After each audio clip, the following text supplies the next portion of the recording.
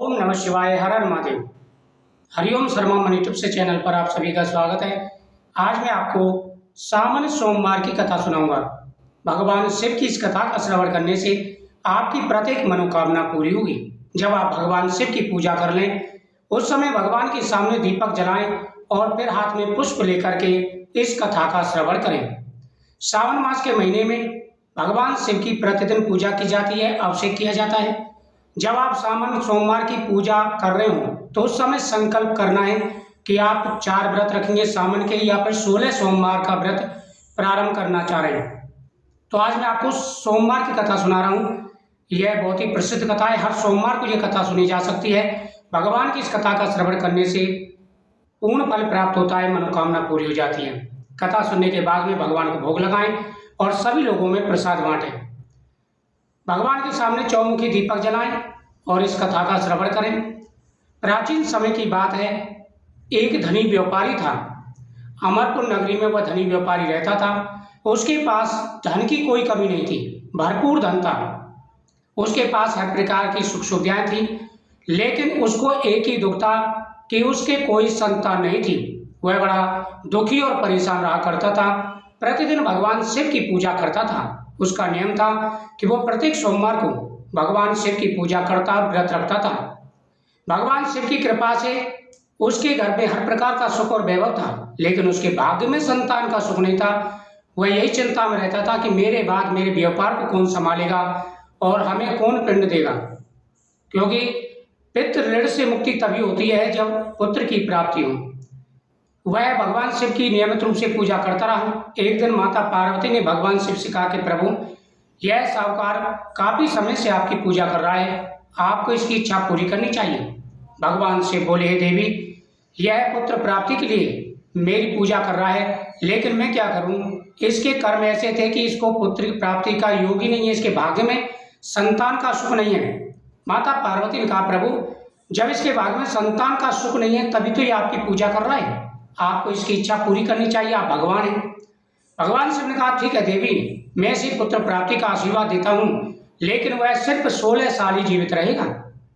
उसके बाद में वह शरीर को त्याग देगा। मैं सिर्फ इतना ही कर सकता हूँ। उसी रात को भगवान शिव ने व्यापारी को दर्शन देकर कहा, हे व्यापारी, मैं तेरी पूजा से प्रसन्न हूँ और मैं तुझे एक संतान का आशीर्वाद देता हूँ, लेकिन वह सिर्फ 12 साल ही जीवित रहेगा। व्यापारी सुबह उठा और विचार करने लगा, प्रभु ने वरदान तो दिया, लेकिन दिया अधूरा। ठीक है, प्रभु की जो लीला है, इच्छा है, वही होगा। कुछ समय के बाद में व्यापारी के लिए एक सुंदर पुत्र पैदा हुआ। उसका नाम सोमदत्त रखा। सोमव्रत था और सोमदत्त भी बोलते थे उसे। तो सोमव्रत धीरे धीरे बड़ा होने लगा। जैसे वो 12 साल का हुआ तो उसकी माता ने अपने पति से यानी व्यापारी से कहा कि स्वामी देखिए, हमारा बेटा जो बड़ा हो गया है, अब इसका विवाह कर देना चाहिए। व्यापारी को सब कुछ पता था। व्यापारी को पता था कि अल्पायु है, इसलिए व्यापारी ने कहा, हे देवी, अभी मैं इसको विद्या अध्ययन के लिए भेजूंगा, जब इसकी विद्या पूर्ण हो जाएगी तब मैं विवाह करूंगा।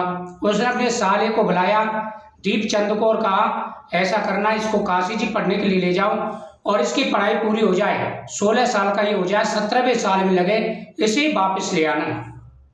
उसने कहा ठीक है, और ये भी कहा कि रास्ते में यज्ञ अनुष्ठान दान पुण्य करते जाना।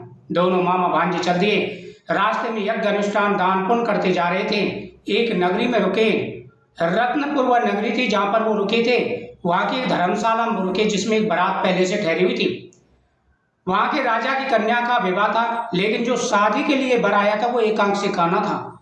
अब उस वर के पिता को यही टेंशन थी कि पता नहीं बारात, जब लड़की के पिता को पता चलेगा तो बारात को वापस ना भेज दें। लेकिन वह इसी चिंता में बैठा था। तभी उसकी नजर व्यापारी के बेटे पर पड़ी। उसने उसके मामा को बुलाया और कहा कि मैं तुम्हें बहुत सारा धन दूंगा। उसके मन में विचार आए कि क्यों ना फेरों का काम इसी लड़के से करा लिया जाए। तो उसने उसके मामा को बुलाया, कहा कि मैं आपको बहुत सारा धन दूंगा, आप ऐसा करिए, इस लड़के के द्वारा फेरों की विधि करा दीजिए। मामा तैयार हो गया, फेरों की विधि हुई, लेकिन ये बात लड़के को अच्छी नहीं लगी। उसने लड़की की चुनरी की पल्ले पर लिख दिया, मेरे साथ तेरा विवाह हुआ है, मैं काशी जी पढ़ने के लिए जा रहा हूँ, लेकिन जिसके साथ तुम्हें भेजेंगे वो एकांक से काना है। ये तुम्हारे साथ बहुत गलत हो रहा है, मुझे अच्छा नहीं लगा, इसलिए मैंने आपकी चुनरी के पल्ले पर लिख दिया। सुबह बेटी ने देखा तो अपने पिता को दिखाया। और बारात को वापस कर दिया, क्योंकि ऐसे वर के साथ कौन अपनी कन्या का विवाह करेगा। उधर वो मामा भांजे काशी जी पहुंच गए।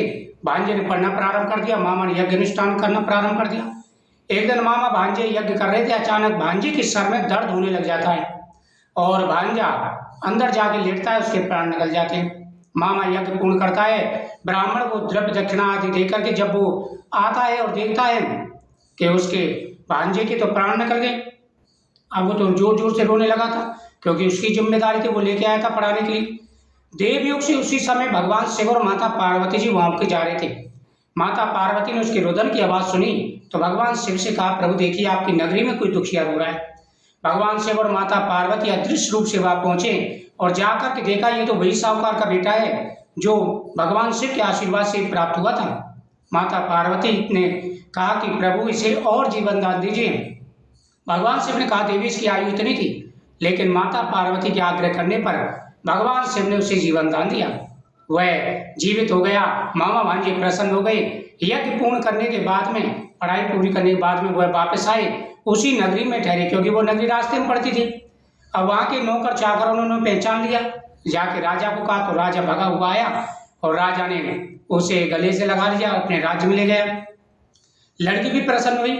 अब धूमधाम से उनका जो है आदर सत्कार हुआ। काफी समय वो बारहा तो उसने अपनी पत्नी से कहा, राजा की कन्या से, देखो हमें काफी समय हो गया है, अब हमें अपने घर चलना चाहिए। उन्होंने कहा ठीक है स्वामी। अपने पिता से कहा तो राजा ने बहुत सारा धन दौलत जेवर आदि दिए, नौकर चाकर दिए साथ में, और विदा किया। राजकुमार जो व्यापारी का पुत्र था वो अपने नगरी के पास पहुंचा। उस समय साहूकार और साहूकारनी, व्यापारी और व्यापारी की पत्नी घर की छत पर बैठे हुए थे। उन्होंने कहा कि अगर हमारा बेटा सकुशल नहीं आया तो हम कूद करके यहाँ से प्राण दे देंगे। जब उसने सुना कि उसका बेटा आ गया है, वह खुशी खुशी आए और बेटे को गले से लगा लिया। कहा कि बेटा ये चमत्कार कैसे हुआ। तब मामा भांजे ने कहा कि ये तो सब भगवान शिव की महिमा है, उनकी लीला परंपार है। जो भी सच्चे मन से उनकी पूजा करता है उनकी हर मनोकामना पूरी हो जाती है। तो इस कथा का श्रवण कर, कई कथाएं हैं लेकिन ये मेन कथा है सोमवार की। अगले वीडियो में आपको दूसरी कथा सुनाऊंगा, तो आप वीडियो शेयर करें, चैनल को सब्सक्राइब करें और भगवान शिव की आरती करें। आपकी हर मनोकामना पूरी होगी। ओम नमः शिवाय।